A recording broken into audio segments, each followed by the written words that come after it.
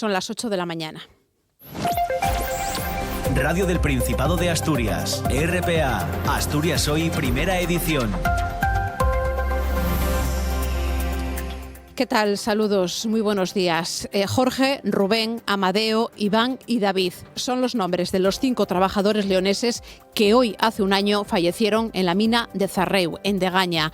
El primer aniversario del accidente reabre las preguntas sobre qué ocurrió en el interior de la mina asturiana. Una explosión de grisú en un contexto de irregularidades, extracción no autorizada y fallos de seguridad que la investigación ha ido desentrañando hasta señalar un escenario evitable. El secretario general del Somafita UGT, José Luis Alperi, dice que hay que conocer toda la verdad.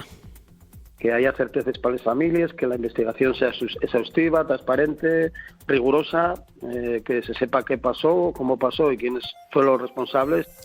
La investigación del accidente ha recaído en el juzgado de Cangas en la Arcea, que ya ha acumulado multitud de testimonios, pruebas e informes. Además, existe una larga serie de incumplimientos administrativos y una larga lista de posibles ilegalidades, falta de medidas de seguridad, negligencias, mentiras, fraudes y engaños. El secretario general de la Federación de Industria de Comisiones Obreras en Asturias, Ignacio Requena, dice que los mecanismos de control no funcionaron.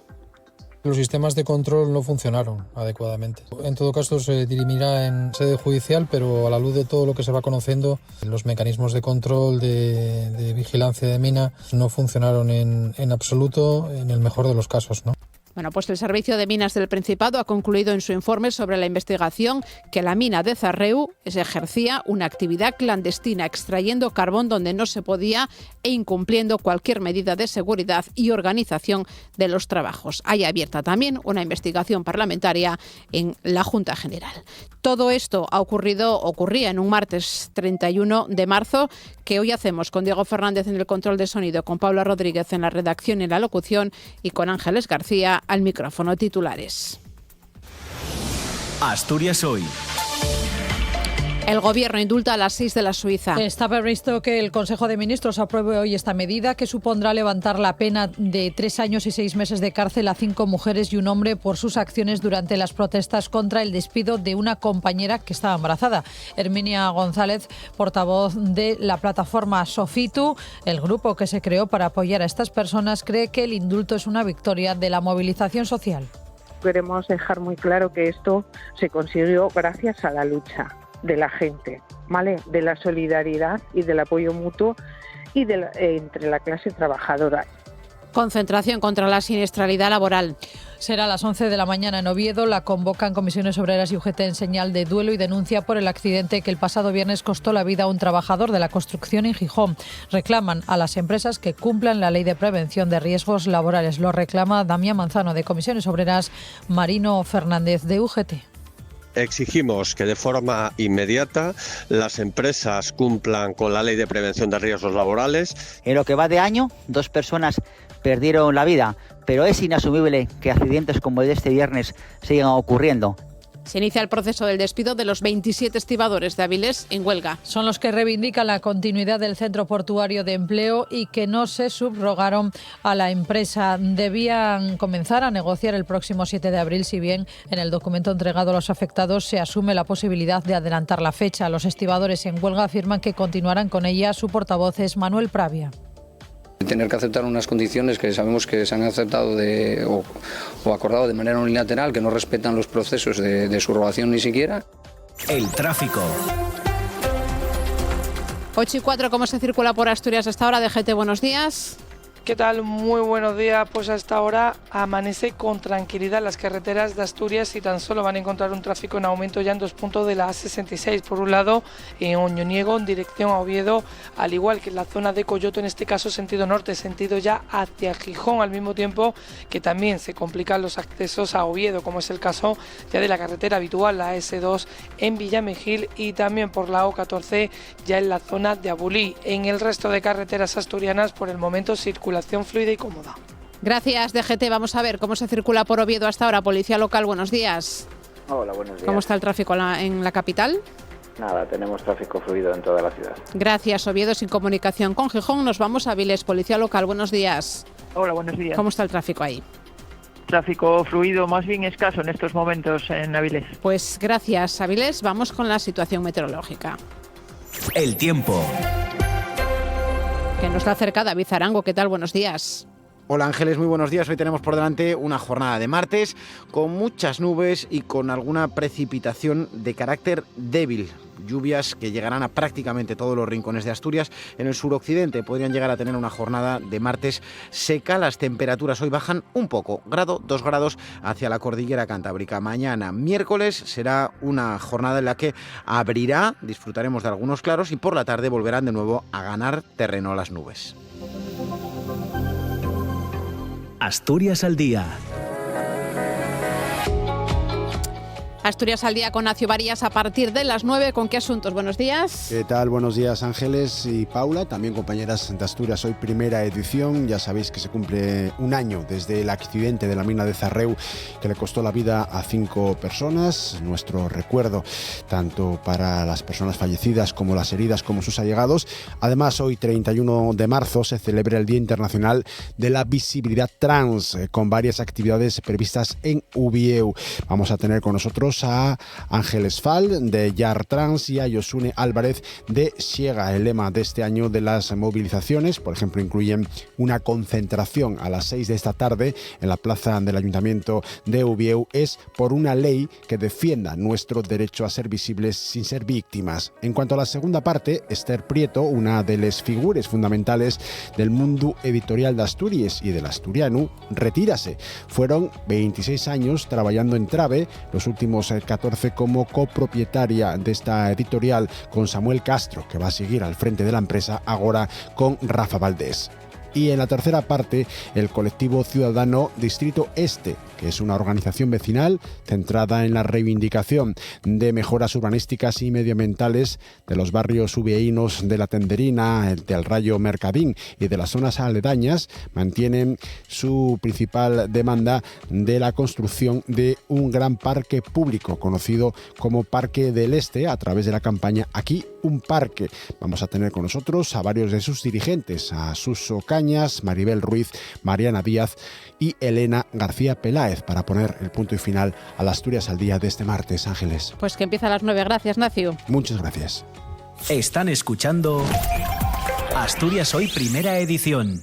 Es 31 de marzo, se cumple un año de ese fatal accidente en la mina de Zarreu, en Degaña, donde fallecían 5 mineros. Aquí en Asturias, el Ayuntamiento de Degaña ha organizado un acto convocado a través de las redes sociales en Cerredo, pero no se espera que acudan las familias de las víctimas porque están descontentas con el papel jugado por parte del consistorio de Degaña. Sí se va a hacer un acto de homenaje en Villablino, en León, porque 4 de los fallecidos eran de la comarca leonesa de La Ciana y 1 de El Bierzo. Queremos saber cómo se les va a recordar. Lo hacemos precisamente con el alcalde de Villablino, que nos acompaña ya al teléfono. Mario Rivas, ¿qué tal? Muy buenos días. Hola, buenos días. Bueno, ¿quieren ustedes que sea un acto, un homenaje sincero, que sea sentido? ¿Cómo lo van a hacer? Bueno, vamos a hacer un homenaje de reconocimiento y de recuerdo muy sencillo, acompañando a las familias en una ofrenda floral al monumento del minero, porque creemos que es importante mantener viva la memoria de lo sucedido y especialmente acompañar a las familias de los fallecidos, así como a los heridos, en un día que nos recuerda, ¿no?, lo peor y lo más trágico que nos ha dado la minería a una zona como la nuestra. Será a las 12 de la mañana, ¿no?, el acto. Sí, así es, a las 12 de la mañana, como digo, en las inmediaciones del Parque del Minero haremos un pequeño recorrido con esa ofrenda floral y lo haremos después en ese propio monumento con una lectura muy breve y el canto a Santa Bárbara, que creemos que es lo que mejor representa a las familias mineras. Alcalde, un año después, ¿cómo es ese día a día en el pueblo? Porque se sigue intentando, ¿no?, esclarecer todo lo que ocurrió, pero las familias siguen estando ahí. ¿Cómo es su día a día? Bueno, pues es el esperar poco a poco a que se tenga una respuesta más clarificadora de lo que ha sucedido, ¿no? Ha sido un año que ha pasado muy rápido, en el que se han dicho muchas cosas, en el que ciertamente hay pocas certezas y que lo que se está esperando es que haya una responsabilidad que pueda asumirse por parte de quien haya cometido las negligencias que se han dado en esa explotación, sea desde el punto de vista empresarial, sea desde el punto de vista político o individual en el caso de que las hubiera, ¿no? Lo importante ahora mismo para las familias, yo creo que para todo el entorno de nuestro municipio y para todos aquellos que de una u otra manera han llegado a los fallecidos, lo que se está esperando es que se resuelva y que haya una contundencia necesaria en asumir las responsabilidades que corresponden después de ese accidente.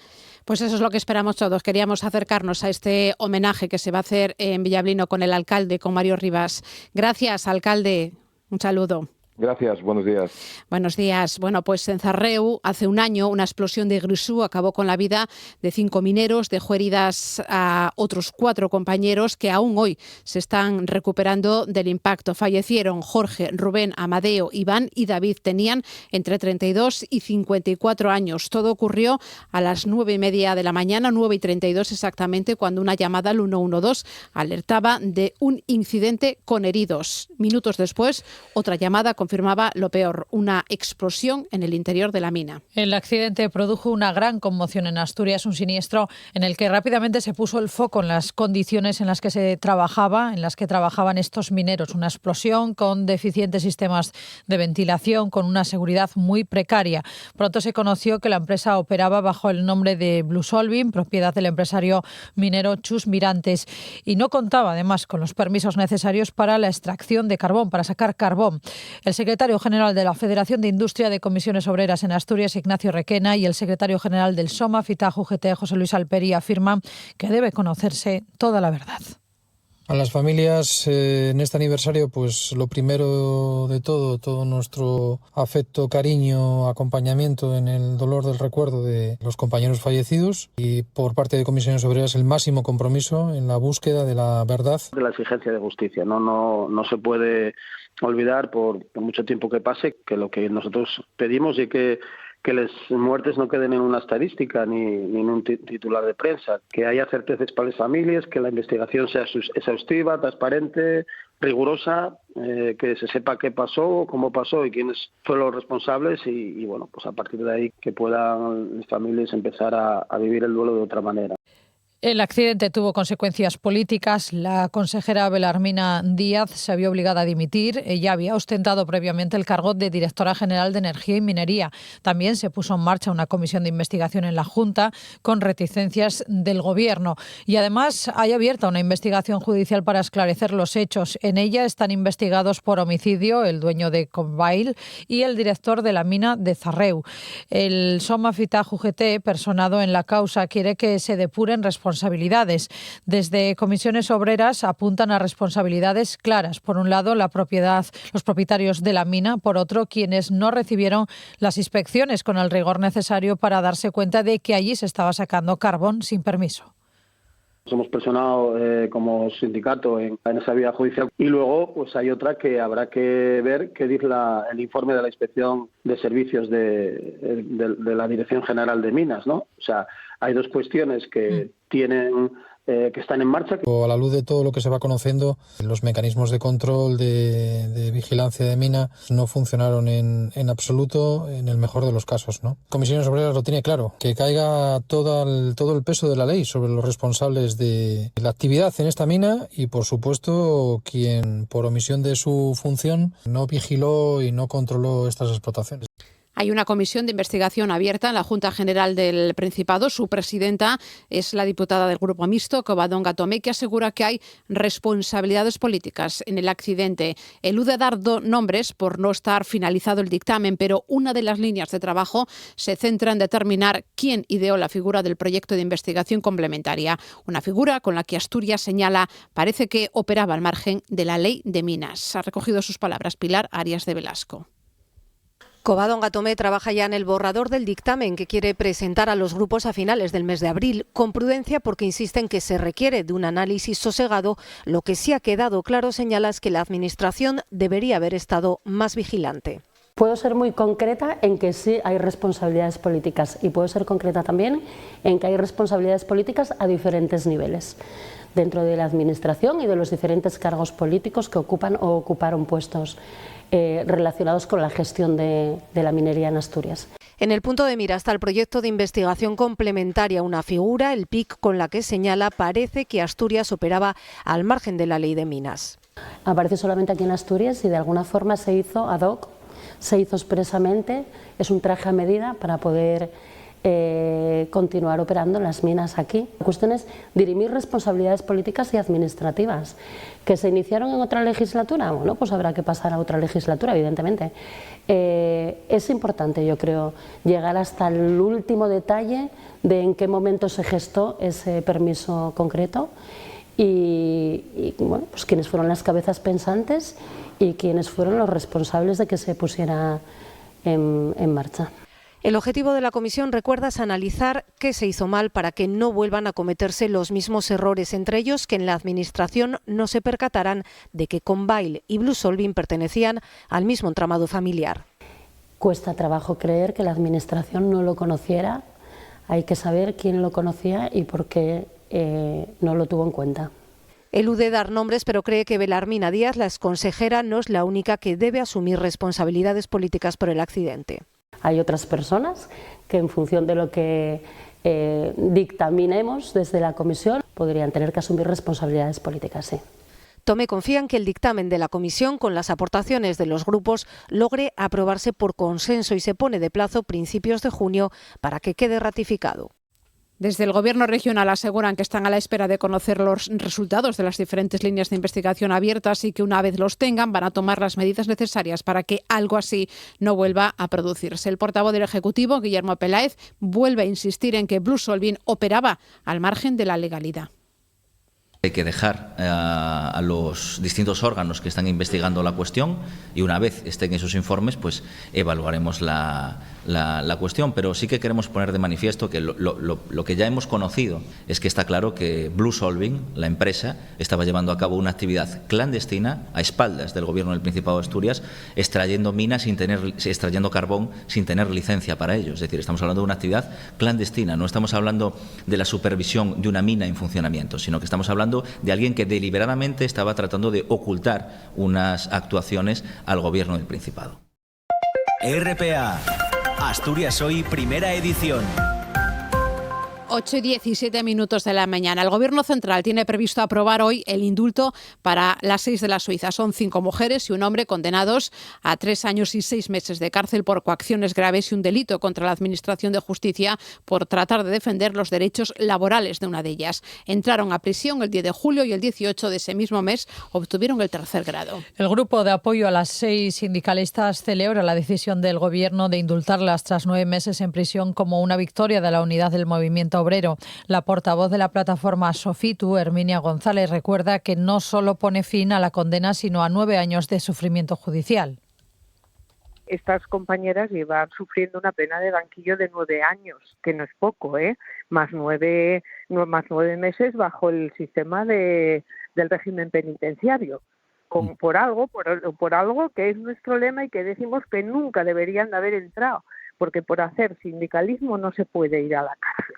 Los detalles del indulto, que pueden afectar también a la sanción económica de 150.000 euros, se van a conocer este mismo martes. Desde Comisiones Obreras Asturias también se felicitan por el indulto, señalan que por fin se ha hecho justicia real y desde UGT, su secretario general aquí en Asturias, Javier Fernández Lanero, denuncia que la sentencia fue un ataque al derecho de huelga.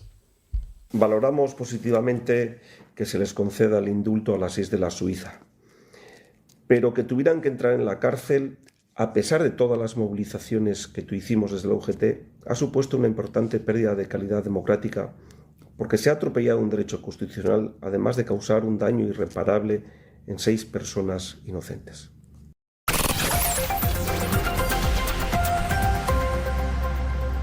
Este viernes fallecía un trabajador de 56 años al caer desde un tejado en Gijón, un accidente laboral que tuvo lugar en un edificio de la Avenida de Galicia, en el barrio de El Nataoyo. Y como ocurre después de cada accidente mortal, Comisiones Obreras y UGT se van a concentrar, lo van a hacer hoy a las 11 contra la siniestralidad laboral. Será en el cruce de las calles Santa Teresa, Cervantes y Avenida de Galicia en Oviedo. Es en señal de duelo y denuncia por este trabajador fallecido. Damián Manzano, secretario de Acción Sindical de Comisiones Obreras, y Marino Fernández, secretario de Salud Laboral y Medio Ambiente de UGT Asturias, animan a asistir a esta concentración. Exigimos que de forma inmediata las empresas cumplan con la ley de prevención de riesgos laborales. Se siguen repitiendo accidentes que ya no deberían de suceder por falta de medidas de prevención, como el que acaba de costar la vida a un trabajador en Gijón por una caída en altura. En lo que va de año, 2 personas perdieron la vida, pero es inasumible que accidentes como el de este viernes sigan ocurriendo. En el 2025, 4 personas perdieron la vida realizando trabajos en altura y este viernes tenemos otro accidente mortal realizando trabajos en altura. Los conductores de los autobuses de la cuenca del Nalón van a ir a una huelga indefinida desde la noche de este viernes. Está convocada por comisiones obreras y ante la falta de acuerdo con la empresa en una reunión que mantuvieron ayer en el SASEC. La empresa ofrece medidas para ampliar el número de cámaras de seguridad o acercar el botón del pánico, pero rechaza la instalación de esas mamparas que exigen los conductores, que también solicitan acompañamiento de vigilantes mientras tengan estos dispositivos. Los trabajadores dicen que la empresa tiene 4 días para negociar y evitar los paros. Nuria Baragaño es la delegada de personal de autobuses de Langreo. Sería indefinida, la huelga está convocada para todo el Grupo San Juan, la secundaremos, bueno, todos están llamados a la huelga, luego cada uno tiene derecho a huelga o no, pero bueno, está convocada para todo el Grupo San Juan y sería a partir de las 12 de la noche del viernes día 3, que ya sería día 4, sería efectiva a partir de ese día, para todos los servicios, o sea, diurnos y búhos. La patronal de las empresas estibadoras de Avilés inicia ya el proceso de despido de los 27 estibadores que están en huelga. Son los trabajadores que nos han subrogado y que deberían comenzar a negociarse esa subrogación el próximo 7 de abril. Si bien el documento entregado a los afectados se asume la posibilidad de adelantar la fecha. Los trabajadores, la plantilla, ha recibido el apoyo de Sumar, que denuncia que la disolución del Centro Portuario de Empleo y la subrogación en varias empresas debilitará a los trabajadores, empeorando sus condiciones laborales en el puerto de Avilés. Son los argumentos que esgrime la formación, que esgrime Sumar para apoyar a los estibadores que rechazan esa subrogación en empresas de estiba y piden que se mantenga el actual modelo de trabajo. Enrique Santiago y Rafa Cofiño son diputados de Sumar en el Congreso. El Centro Portuario de Empleo es rentable y da beneficios. ¿Cuál es el interés de las empresas en disolverlo? Pues está claro, es relajar derechos, optimizar beneficios y al final ¿quién pierde? Pierden los trabajadores. Es el mejor sistema de gestión eficiente y porque garantiza el tema de que los trabajadores que formen parte de este Centro Portuario de Empleo, que son los trabajadores estibadores que ahora mismo están, sean personal con una formación y con una cualificación determinada. De los 41 trabajadores del Centro Portuario de Empleo, quedan 27 que no han aceptado la subrogación de las empresas y han impugnado el proceso por dudas sobre el mantenimiento de las condiciones actuales. El Grupo Popular en la Junta General lleva al Pleno que hoy comienza una proposición no de ley que recoge las medidas que, a su juicio, debería adoptar el Ejecutivo Autonómico para combatir el efecto de la guerra de Irán en la economía regional. Los populares defenderán, frente a las iniciativas anunciadas por el presidente del Principado, Adrián Barbón, un paquete de medidas que pasan por deflactar en un 5% los 3 primeros tramos autonómicos del IRPF y actualizar las deducciones, así como aprobar bonificaciones temporales en tasas autonómicas para aliviar la carga a los sectores más expuestos. Desde el Gobierno señalan que el Principado toma medidas y las va a tomar, dicen, las que sean necesarias para hacer frente al impacto de la guerra. De hecho, el consejero Guillermo Peláez cuestiona que el Partido Popular vaya a estar a la altura. La reflexión que nos surge en el ámbito del Gobierno es dónde va a estar el Partido Popular. Si va a estar a la altura de las circunstancias o, como siempre, va a estar al rédito partidista. Porque no olvidemos que el Partido Popular en Asturias votó en contra de los presupuestos del 2021, los presupuestos de la COVID. Ni Vox se atrevió a tanto. Vox se abstuvo. Entonces aquí yo creo que hay que lanzar la pregunta al Partido Popular, si va a saber estar a la altura cuando el Gobierno del Principado de Asturias tome las medidas necesarias para paliar los efectos de la crisis. La flota asturiana baraja amarrar sus barcos si no se abarata el gasóleo, en alza precisamente por esa guerra en Irán. Los pescadores asturianos se unen a las reivindicaciones de las asociaciones del Mediterráneo y del Golfo de Cádiz y piden ayudas para mantenerla. El presidente de la Federación de Cofradías de Pescadores de Asturias, Adolfo García, reclama medidas urgentes para aliviar el coste en la flota del precio de los combustibles. Asegura que cada vez es más rentable no es rentable salir a faenar.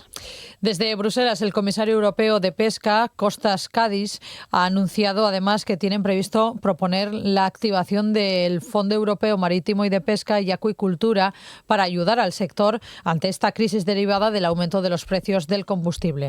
Precisamente, la consejera de Derechos Sociales y Bienestar, Marta del Arco, se ha reunido con representantes del tercer sector para analizar el contexto social y económico derivado de esa guerra en Irán. Las partes han decidido abrir una vía de comunicación permanente y constante para ir generando propuestas nuevas según cómo vaya evolucionando los acontecimientos. Hemos hablado de cuestiones que afectan, por ejemplo, la subida del precio de los combustibles a las trabajadoras de ayuda a domicilio, sobre todo en la zona rural. La incidencia también que va a tener, no tanto ahora, pero que sí se prevé que vaya a tener en las personas con movilidad reducida cuando el transporte no esté adaptado y tengan que utilizar el transporte privado, la subida de los precios de la alimentación en recursos que atienden a personas sin hogar que en estos días ven incrementada su afluencia, la subida de los precios de los alimentos en todas aquellas entidades que dan comidas, que atienden a personas. RPA, Asturias Hoy, primera edición. El Gobierno del Principado autoriza un gasto de 21,5 millones de euros para el tratamiento de fangos en la depuradora de Villaperi, en Oviedo. Con este sistema se reducirá el volumen que se lleva a cabo en Cogersa desde la mayor depuradora de Asturias. Además, en la depuradora se pondrá en marcha una planta de agua regeneradora que abastecerá la industria del área central, otra de cogeneración alimentada con biogás y un parque fotovoltaico para cubrir el consumo energético. El consejero de Hacienda, Guillermo Peláez, portavoz del Ejecutivo. Es un EDAR donde se va a producir un tratamiento de lodos para obtener producción de una biofactoría. Es un proyecto estratégico de este Gobierno dentro de la economía circular, la recuperación del agua y, como digo, 21,5 millones para esta biofactoría. La conversión de la depuradora de Villaperi moviliza más de 50 millones de euros de fondos europeos. Y el Principado ha decidido autorizar la firma del convenio con Adif y el Ayuntamiento de Gijón para licitar las obras de la primera fase de la estación intermodal de la ciudad. El Principado aportará 10 millones para afrontar los trabajos que incluyen la demolición del viaducto de la calle Carlos Marx y su sustitución por un vial en superficie y una nueva glorieta entre las calles Carlos Marx y Sanz Crespo. Las obras son un paso imprescindible para la construcción de la futura estación intermodal y la conexión con el Metrotren. Y hemos sabido que la nueva sala de hemodiálisis del Hospital Comarcal de Jarrio va a entrar en funcionamiento ya a partir de la próxima semana, una ampliación de este espacio que permitirá atender hasta 32 pacientes a la semana, una unidad que también dispone de control de enfermería propio. La consejera de Salud, Conchita Saavedra, asegura que mejorará el servicio y atenderá a todas las necesidades de la ciudadanía del noroccidente. Y supone la posibilidad de atender a 32 pacientes. Teniendo en cuenta que en el área, en este momento, en esta zona, hay 20 pacientes con hemodiálisis, pues eso supone que vamos a dar cabida a esos aumentos de presión que puede haber en algún momento y sobre todo a la época estival, en verano, en esta zona que también tienen hemodiálisis y por lo tanto nos evitan o nos dan una solución de futuro. El Partido Popular reclama al Gobierno del Principado la creación de un fondo de compensación para indemnizar económicamente a las familias afectadas por los retrasos administrativos en la gestión de la dependencia. El PP pide que se indemnice a los afectados por el daño moral y material. Va a presentar esta iniciativa, una proposición no de ley, mañana en el Pleno de la Junta. Sí, la diputada del PP en la Junta, Beatriz Polledo, ha defendido que es necesario que la Administración reconozca el daño y por eso proponen la reparación a los afectados y a sus familias por las demoras. La propuesta exige, en el plazo de 3 meses, un informe sobre la casuística de las demoras, las medidas correctivas adoptadas y el presupuesto asignado al fondo, junto con una revisión integral del sistema para situar Asturias por debajo de la media nacional en listas de espera. Es una buena oportunidad porque ya que han dejado atrás a miles de asturianos que han fallecido, como dicen los datos, les damos una segunda oportunidad para que no los vuelvan a dejar atrás y para que, al menos con esta compensación de ese daño moral, podamos paliar el daño que han sufrido, en este caso, los familiares. Esta formación, el Partido Popular, también va a presentar en la Junta General una proposición no de ley para instar al Gobierno asturiano a realizar un inventario de todas las rutas turísticas para conocer su estado. La diputada Sandra Camino cree que existen graves riesgos para la seguridad en varios senderos turísticos. Lo que buscamos es que la Consejería de Turismo, con la señora Jimena Llamedo a la cabeza, lo que tiene que hacer no es solamente promocionar, hay que cuidar. Hay que vender Asturias y estar a la altura de lo que estamos vendiendo. Más cosas. Somos Asturias, que pone en marcha un servicio gratuito de asesoría legal dirigido a inquilinos para informar sobre la prórroga del alquiler establecido en el Real Decreto sobre Vivienda, aprobado por el Gobierno y pendiente todavía de ser convalidado en el Congreso. La diputada del Grupo Mixto, además de portavoz de Somos Asturias, Covadonga Gatomé, anuncia este servicio, cuya intención presencial será en la oficina que tiene en la Plaza Juan 23 de Oviedo. Así que tenemos la intención de ofrecer información profesional, clara, útil y accesible para todas las personas que estén interesadas. Estaremos de martes a viernes, de 16 a 20 horas, en la oficina parlamentaria. Como digo, con la intención de que quienes se acerquen por allí reciban asesoría, reciban información sobre la posibilidad o no de acogerse a este Real Decreto en materia de alquileres. En el Ayuntamiento se han encerrado los vecinos del barrio langreano del Puente. Quieren frenar los planes de la Consejería para crear una bolsa regional de suelo donde ahora están sus viviendas. Dicen que el importe de la expropiación no cubre todo su valor. Dice que van a seguir encerrados hasta hasta el pleno que se va a celebrar el próximo día 8 de abril. Ambas partes se van a reunir hoy para tratar de llegar a un acuerdo. Ellos son Flor María Vázquez, que es una de las vecinas afectadas, y Roberto García, el alcalde de Langreo.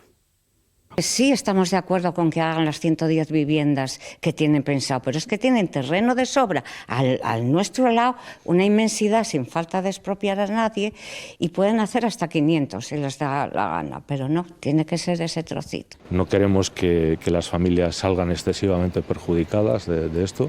Contentar a todos sabemos que es algo que es absolutamente imposible, pero sí, en la medida de lo posible, intentar lograr la satisfacción del mayor número de personas, y si es de todas, pues mucho mejor.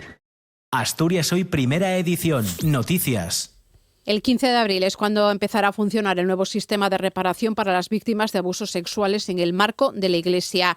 Esta institución, Gobierno Central y Defensor del Pueblo, han firmado el protocolo que detalla ese mecanismo. Las víctimas que ya han recurrido al sistema llamado PRIVA, creado por la Iglesia, pueden recurrir a este nuevo proceso. Con este protocolo, la víctima inicia el proceso ante la oficina del Ministerio de Justicia y el caso se analiza en la unidad de víctimas del Defensor del Pueblo.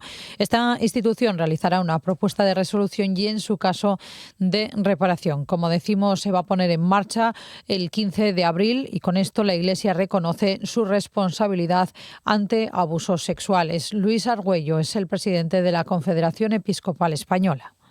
De que la Iglesia, sin estar obligada, sin embargo, dice, aquí estamos. Y de alguna manera, yo no he empleado en esta mañana la palabra perdón, pero sé que el perdón no sirve sin propósito de enmienda y sin obras concretas de satisfacción, que en la jerga eclesiástica se llama cumplir la penitencia. El ministro de Presidencia, Félix Bolaños, destacaba que es un día, el de ayer, en el que se estaba haciendo justicia. En el documento no se especifican, eso sí, baremos económicos. Lo que sí establece el protocolo son cuáles son los criterios que han de dar lugar a la reparación económica. La gravedad del daño, la reiteración, la edad, todo tipo de criterios objetivos para poder llegar a una reparación justa.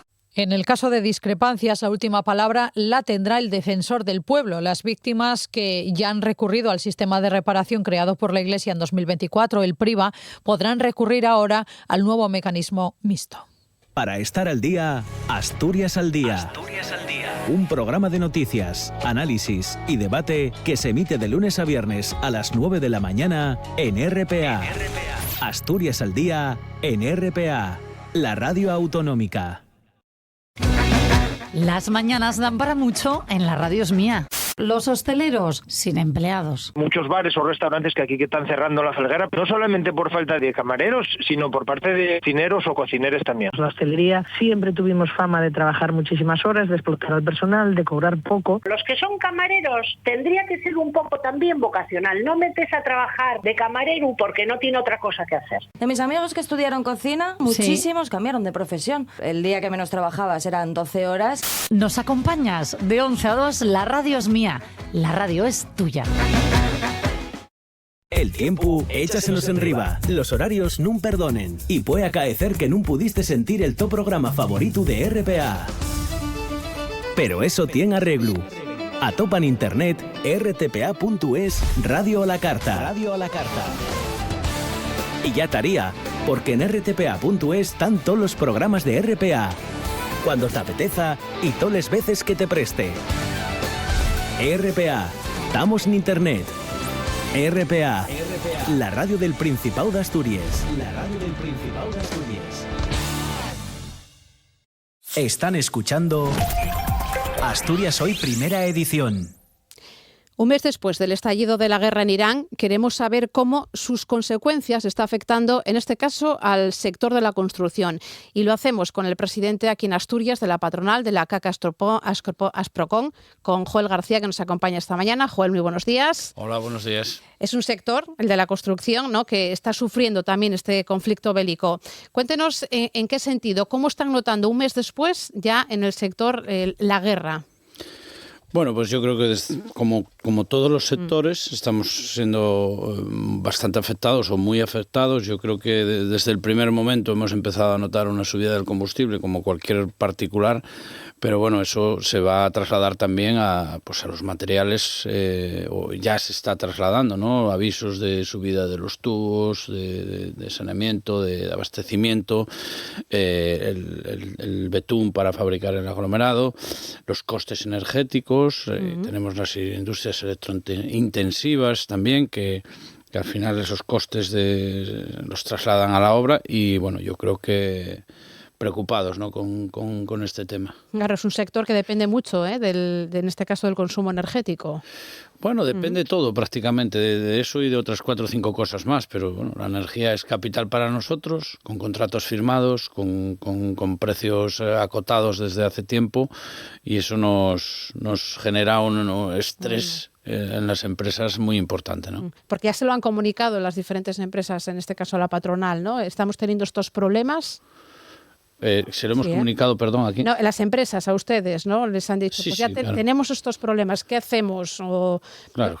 Sí, hombre. Desde luego hemos tenido una reunión hace 10 días y este era el tema que más candente, ¿no?, y el que más nos preocupaba, pero bueno, yo soy empresario de la construcción y me dedico a ello, con lo cual no solamente recibo las quejas, sino que lo vivimos en primera persona, ¿no? En carne propia. Y los aumentos de costes han sido desde el primer momento, sorprendentemente a más velocidad que los barcos en llegar del estrecho de Hormuz, pero bueno, ha sido así, ¿no? Claro. De esas 80 medidas que el Gobierno aprobaba, ¿no?, para intentar paliar parte de la crisis, en este caso, ¿alguna específica hay para el sector de la construcción?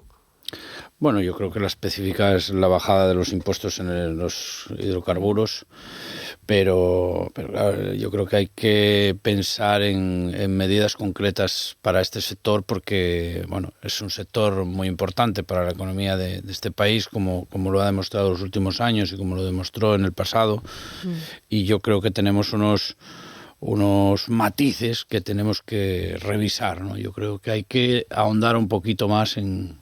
Pues ahóndenos un poco más. ¿Cuáles son esos matices? ¿Sí que creen? Yo creo que las obras públicas ahora mismo hay dos soluciones que hay que abordar. O bien volver a repescar el decreto de la pandemia o de la crisis de Ucrania. Creo que fue una crisis de Ucrania fue una crisis de Ucrania. Sí. Cuando el decreto de la revisión de precios. O también yo creo que hay una obligada ampliación del plazo de las obras, tanto públicas como privadas. Yo creo que hay que buscar la manera de que todo el mundo pueda ampliar los plazos, tanto de entrega de pisos como de la ejecución de esos pisos, como las carreteras que te llevan esos pisos. Quiero decir, nosotros ahora mismo, y hablo de lo mío, porque es lo que más lo tengo todos los días en mi casa, el coste del aglomerado no nos permite echar el aglomerado en las obras. Perderíamos el aumento del coste del aglomerado ha sido 15 euros tonelada. Eso es 30%. Sí. ¿Y eso repercute en? Eso repercute en que pierdes dinero cada día que trabajas, Sí. Y entonces no puedes trabajar. Con lo cual, una primera medida sería ampliar los plazos para ver si esto baja, y otra segunda medida que evitaría que el sector no pare, y creo que es la más adecuada, es la revisión de precios, ¿no? Claro, iba a preguntar si se alarga mucho más esta guerra, ya me ha contestado. Bueno, ojalá no se alargue por el bien de todos, porque yo creo que a mí no me gusta nada lo que está pasando. Ya, pero bueno. No me da buena espina. Pues precisamente, a lo mejor. Hemos tenido la guerra de Irán, tenemos antes la de Ucrania y ahora la pandemia. El sector está, bueno, ahí, ¿no? Al filo casi siempre, bueno, como otros muchos sectores de los que hemos estado hablando, ¿no? Continuamente. Bueno, este sector es un sector de gente resiliente, eso no cabe duda, pero es verdad que las economías de todo el mundo han vivido en 6 años tres hitos, sí, que son la leche, ¿no? Creo que nos hace ser todavía más resilientes. Pero bueno, vamos a intentar, pues aguantar como siempre y veremos. Y esperando a ver qué se le ocurre, ¿no? A Donald Trump. Miedo me da lo que se le pueda ocurrir, la verdad. Sí. Bueno, vamos a hablar de más asuntos, ¿no? O si quiere incidir en alguna medida más que quiera que seamos conscientes de ella. Bueno, yo creo que en la obra pública, yo creo que esas medidas, y en la obra privada, yo creo que buscar la manera de articular esa ampliación de plazos, por lo menos un poco, para ver si esto amaina. Yo creo que vale, tanto una medida vale para una cosa como para la otra. ¿Y esa tendría que tomarla la Administración Central o la regional? Bueno, yo creo que se puede hacer de una manera ordenada y hacerlo la nacional, pero también la regional podría intentar meterlo dentro de sus medidas, yo creo. De las que podría anunciar, ¿no? Sí, es posible que lo pueda hacer, sí. Bien. Tampoco jurídicamente se me Sí. escapa un poco, pero sí, yo creo que lo podría hacer. Vamos a hablar de accidentes laborales precisamente porque hoy hay una concentración, ¿no?, por ese trabajador que fallecía este pasado viernes. Nadie duda que fue un fatal accidente, ¿no? Lo que ocurrió allí, pero de nuevo, ¿no? Se vuelve a poner el foco en este caso en el sector de la construcción.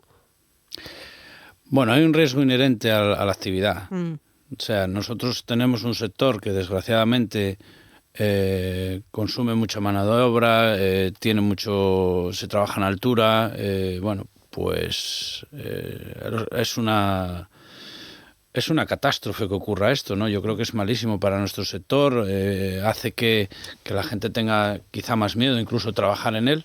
Hombre, nadie quiere que ocurra, evidentemente. Hombre, por supuesto. Yo siempre reivindico, además, que la empresa asturiana es una empresa muy familiar. Quiero decir, todos sabemos cuando un trabajador tuyo se ha divorciado, cuando ha tenido un hijo, cuando le ha tocado la lotería. Quiero decir, es casi una familia, una empresa asturiana. Somos empresitas, pequeñas. Y entonces, claro, que se te muera es algo, yo creo, muy duro, ¿no? Para el empresario también. Entonces, bueno, yo creo que lo que hay que hacer es trabajar mucho en la investigación de por qué suceden esos accidentes y mejorar ahí, ¿no? Pero bueno, ya te digo, yo me gustaría que no hubiera ninguno y desgraciadamente llevamos unos años con el aumento de la actividad que ha aumentado también. Porque ¿cómo están comprometidos con el sistema de prevención de riesgos laborales? Bueno, nosotros tenemos, creo que bastantes mecanismos, muchísimos más que otros sectores, ¿no?, que no tienen nada, ¿no? Nosotros tenemos desde hace ya años, pues por ponerte un ejemplo, unos delegados de seguridad, que tienen un nombre concreto, yo nunca me acuerdo, pero delegados de prevención. Sí. Delegados de prevención. Y esos delegados de prevención que salen los paga el sector, y cuando digo sector, digo empresa y trabajadores, para velar por la seguridad. Y son 8 personas que se dedican a ir por las obras. Quiero decir, esa para mí es la parte más importante de lo que nos comprometemos a hacer por la seguridad. Y luego yo creo que el trabajar también con los sindicatos en estas soluciones, más que en el enfrentamiento, ¿no? Yo creo que hay que trabajar en buscar esas soluciones, que son complejas, porque, claro, evitar algo un accidente, como su propio nombre indica, es muy complejo. Sin duda. El Principado ponía en marcha un plan de choque frente a la siniestralidad laboral en septiembre de 2024, pero hace apenas un mes se decidió que fuera permanente. ¿Cuál es esa diferencia? Bueno, yo creo que con los últimos accidentes se ha intensificado un poco los controles, ¿no? de la inspección de trabajo y tal. Entonces, yo creo que está bien que haya controles y que ese proceso que está haciendo el Principado siga adelante. ¿Por qué? Pues porque, bueno, oye, nos pone a todos un poco más en guardia, ¿no? Para no relajarse. Entonces, bueno, yo lo valoro positivamente, yo creo que no está mal y, oye, todo lo que sea en aras de la seguridad y de no tener accidentes, bienvenidos. Para adelante, exactamente. Vamos a hablar del sector inmobiliario. Vamos a ver en qué momento estamos, en una época en la que vemos, ¿no?, que como la vivienda es un problema. ¿Cuál es la solución que en este caso nos podrían dar desde la CACAS Procon? Bueno, yo creo que la solución a la vivienda, yo lo he dicho desde hace muchos años, ¿no? Creo que haría falta un gran decreto, ¿no? Donde todos esos suelos que están pendientes de una autorización, pendientes de tal, queden para construir automáticamente y haya libertad, ¿no? Mire, aquí pasa un poco como con el ganadero y la carne, ¿no? Cuando Europa arrinconó mediante leyes y tonterías al ganadero, se dio cuenta que la carne era muy cara, entonces firmó el Mercosur. Aquí no hay Mercosur que valga, las casas no vienen de afuera. Pero Europa sigue presionando, sigue queriendo que tengamos unas supercasas de lujo, con unas eficiencias de lujo. A mí me hace gracia porque decimos que hace falta unas viviendas de la leche, que hacen un montón de viviendas que hacen falta, y sin embargo hace un mes sale un nuevo código técnico de la edificabilidad que lo que va a hacer es encarecerlo un 20%. Claro, porque todo lo que se añade es un encarecimiento. Pero no solamente que se añade, es que queremos ser los más megas del mundo mundial y no podemos pagarlas. Claro, para que te hagas una idea, el próximo código técnico de la edificación casi convierte todas las casas que se construyan en passing house. Eso quiere decir que térmicamente y eficientemente son la leche, pero que son muchísimo más caras de construir. Claro. Y entonces, claro, es como si el sector rema hacia un lado y las normas que vienen de Europa, más luego las leyes que se hacen en España, más luego los reglamentos que rigen esas leyes, hacen que vayan hacia otro lado totalmente opuesto, como si el problema no fuera con la realidad legislativa, ¿no? Y a mí esto me preocupa muchísimo, porque es como el que oye llover. O sea, pero es que hay que hacer esto, pero no, es que hacemos lo contrario. Ya. Vale, pues, claro, queremos abaratar por un lado, pero no es posible. Claro, todos queremos ciudades bonitas, pero a mí me parece súper bonita Nueva York, que no la conozco ni iré nunca, ¿no? Pero ¿por qué aquí no se hacen edificios con 50 pisos? ¿Por qué los hay que hacer de 4? Si el suelo lo permite, porque el suelo no lo permita, que lo ha decidido simplemente un papel y una decisión de supuestamente pues de alguien sabio en estos ámbitos urbanísticos, ¿no? Pero claro, tú dices, oiga, en vez de 4, como hay un problema de vivienda, en vez de 4, ¿por qué no ponemos 14 plantas? ¿Por qué no se toman esas decisiones? Esto es como cuando decimos que se legisla desde los despachos y no desde la calle, por decirlo de alguna manera. Que yo creo que tienen que dejar de legislar. Yo creo que ya se ha legislado bastante, ahora hay que quitar leyes y normativas y reglamentos. Yo creo que hay que hacer algo de eso. Pero yo creo que hay que tomárselo en serio eso, de verdad. Porque tú si tienes un problema no puedes seguir aumentando el problema. O sea, por un lado, el discurso, y no hablo de partidos políticos, el discurso por un lado es que hacen falta vivienda y el discurso legislativo es te sigo arrinconando, no te doy oxígeno, los suelos cada vez son peores de gestionar, las urbanizaciones cada vez son más caras de hacer, los alumbrados cada vez son más caros, todo es peor, todo es más caro, más caro. Entonces, bueno, estoy en una tomadura de pelo, quieren hablar de esto, pero simplemente hablar, pero no solucionar, ¿no? A mí me cuesta entender esto muchísimo. Yo soy un tío pragmático, empresario, me gusta coger el camino corto y me cuesta entender esto muchísimo. ¿Por qué ocurre? Era para ver dónde tenemos la solución, pero veo que no la tenemos, ¿no? Bueno, la solución yo ya la he dado. Quiero decir, hay que quitar normativa. tanta burocracia. Claro, efectivamente. Hace 7 años yo empecé a decir que era el principal problema de este país. Hoy creo que es el principal problema de Europa. Es una auténtica locura lo que hay alrededor. Claro, es una locura. Entonces, ¿qué soluciones hay? Quiten normativa, faciliten, dejen construir más alturas. Oiga, habrá calles, no sé, un polígono industrial tiene que tener las calles de 1,80, pues a lo mejor no, pueden ser de 1,20, ¿no? Pues todo eso hace que las cosas sean muy caras y sean muy difíciles de que sean rentables. Y el que lo tiene que hacer, pues se lo piensa 2 veces. Claro, evidente. La falta de mano de obra también, de profesionales, ¿no?, dentro del sector, es otro de los grandes problemas que tienen. Sí, ese es un problema, pero también es un problema porque se ha roto la cadena desde el 2008, no trabajamos muy poco, se rompió la cadena de formación, se rompió la cadena de traslado de conocimiento y nos hemos encontrado ahora que de repente nos necesitan para salvar el mundo y no tenemos con quién. Claro. Y eso pues la verdad que nos está causando bastante inconveniente para crecer, inconveniente para ejecutar las obras. Bueno, es complicado. Pero ¿por qué no le resulta ya atractivo a la gente joven, ¿no?, a la que queremos como relevo generacional ir a la construcción? Bueno, porque está pasando en muchos sectores, ¿eh? Bueno, prácticamente el problema es en todos, pero bueno, porque normalmente si tú estudias una carrera no quieres ser albañil.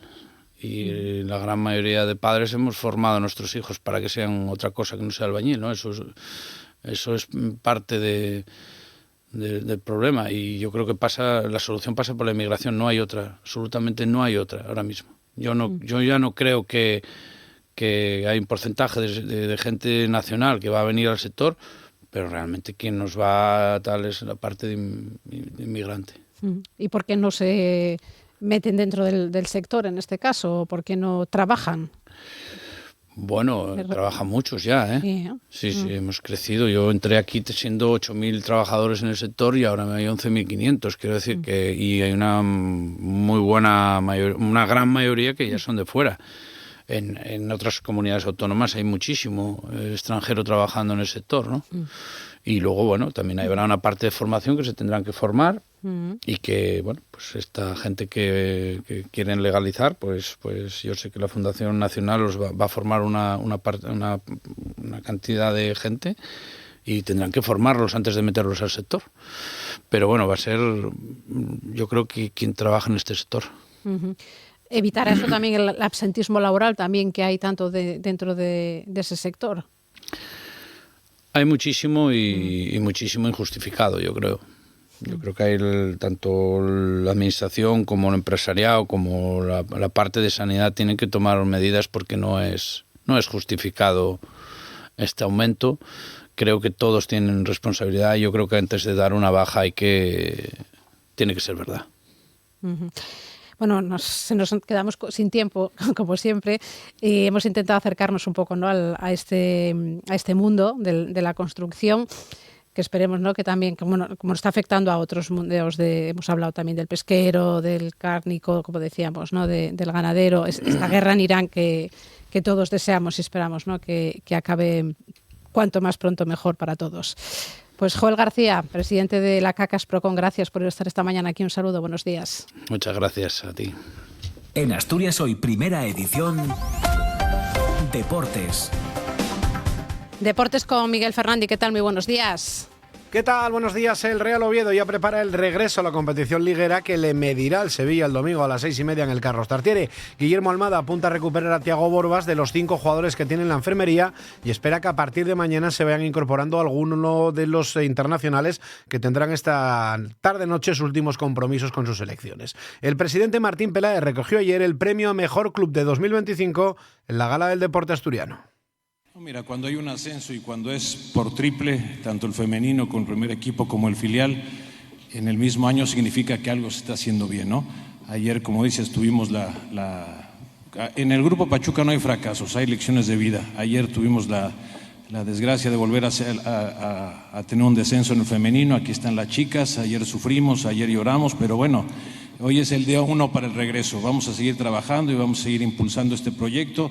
En el Sporting, Manu Rodríguez apunta a perderse el partido de mañana a las 9:30 en el Sardinero frente al Racing. El centrocampista rojiblanco tiene unas molestias en la rodilla y está pendiente de unas pruebas médicas que hacen que se complete su concurso en Santander. Precisamente el club ha anunciado que el jugador ha renovado su vinculación hasta 2030. Tampoco parece que vaya a llegar a tiempo Andrés Cuenca, pese a que sigue trabajando al mismo ritmo que sus compañeros. Dos ausencias que se unirían a las de Mamadou Lung, Andrés Ferrari y Nacho Martín. Tras el empate del pasado sábado ante el Depor, los xixoneses buscarán en su visita al líder un triunfo que les acerca a la zona de playoff. En Primera Federación, el Real Avilés recibirá el domingo a las 8:30 al Ourense Club de Fútbol en el Suárez Puerta en un duelo directo por la permanencia, una categoría por debajo.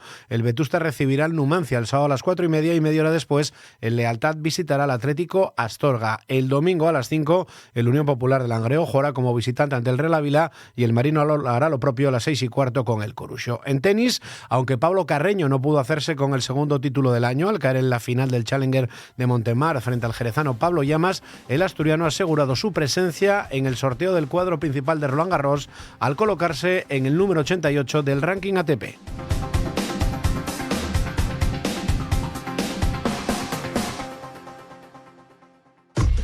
Asturias hoy, en clave económica. 8:55, José Antonio Antuña, director de Renta 4 Gijón. ¿Qué tal? Muy buenos días. ¿Qué tal, Ángeles? Buenos días. Entramos ya en la quinta semana, ¿no?, del conflicto con Donald Trump, como siempre, dando una de cal y otra de arena. Cuéntanos, ¿cómo están reaccionando los mercados? Sí, realmente es un poco lo que estamos observando, ¿no? Que continúa con ese doble mensaje. Es verdad que los mercados, yo creo que desde la semana pasada, cuando digamos un poco se abrió esa vía diplomática, parece que pueden estar un poco más tranquilos. No, por ejemplo, el viernes en Estados Unidos, y ayer Estados Unidos también acabó un poquito más en negativo, pero Europa sí que parece estar un poquito más tranquilo, aunque es cierto que como bien dices, continúa Trump con ese doble mensaje. Por un lado, se felicita por el progreso que está habiendo en esas negociaciones en Irán, y también pues lo valida comentando que por el Strait of Hormuz pues están pasando un mayor número de petroleros, pero por otro lado pues sigue amenazando con aniquilar plantas energéticas, pozos petrolíferos, etcétera, etcétera, ¿no? Con lo cual jugamos un poco a esa doble vía. Y el mercado pues sigue muy pendiente de todo lo que pase en ese conflicto. El primer impacto que sabemos que hay es el alza de la inflación, y eso puede llevar como consecuencia, segunda derivada por así decirlo, que va a haber menos crecimiento. No tanto porque los precios suban, sino también porque puede haber falta de suministro de energía. Y para el tema de la inflación, pues estamos teniendo datos importantes ahora. El viernes conocíamos el dato provisional de marzo de la inflación en España. Ayer conocimos el de Alemania, que también subió al 2,7 desde el 1,9 anterior, y hoy tenemos el dato de la eurozona, que creemos que va a estar en niveles parecidos, en torno al 2,6, 2,7. Hay que recordar pues eso, que venimos de datos por debajo del 2%, y en función de eso pues veríamos qué decisiones puede tomar el Banco Central Europeo. Es verdad que la situación del mercado laboral y la demanda puede estar, digamos, menos tensionada que lo que estaba en 2022 con la crisis energética que tuvimos como consecuencia de la guerra de Rusia y Ucrania, pero bueno, sí que pues veremos un poquito si el Banco Central Europeo puede seguir un poco la misma hoja de ruta que siguió en aquel momento o no. Y de cara a datos macroeconómicos de hoy, aunque insisto siempre digo lo mismo, que quedan yo creo en un segundo plano, pues hemos conocido unos datos en China de PMI que, aunque siguen siendo flojos, pero están saliendo mejor de lo que se esperaba, con lo cual importante que veamos que la parte de Asia pues sigue funcionando con cierta normalidad, aunque sea en marzo, y tendremos en Estados Unidos datos de confianza del consumidor. Y casi destacar, aunque no sea ninguna referencia macroeconómica, que sí que a las 2 de la tarde aquí en España pues tenemos rueda de prensa del secretario de Defensa norteamericano, ¿no? Con lo cual pues estaremos pendientes a ver lo que puede salir de esas declaraciones, porque siempre lo que venimos hablando, ¿no? Los inversores estamos pendientes de ver si esa guerra se puede acabar en el corto plazo, se puede alargar, y seguramente pues que de esas declaraciones pues podamos sacar algún tipo de conclusión, y seguro que el mercado pues está muy pendiente de ellas. Secretario de Defensa, que nos contará, ¿no?, si avanzan o no, como dices, esas negociaciones, o sigue adelante esa intención de apoderarse del petróleo de Irán, como decía Donald Trump estos días. Esperemos que no jode, digamos, a la doble baraja, ¿no? Como está haciendo Trump y nos concrete un poquito más, y seguramente si nos da esa visibilidad, pues seguramente los mercados puedan estar ya un poquito más tranquilos. Pues estaremos muy pendientes, como siempre. Gracias, José Antonio. Buena jornada. Gracias, buenos días.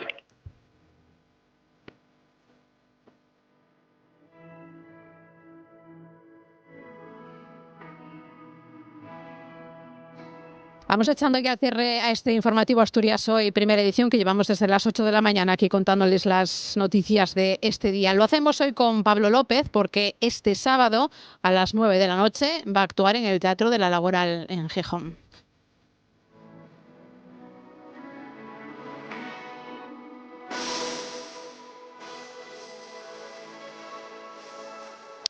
Así nos vamos. Ahora ya saben, se quedan aquí en RPA con Asturias al Día, si lo prefieren, con el informativo matinal.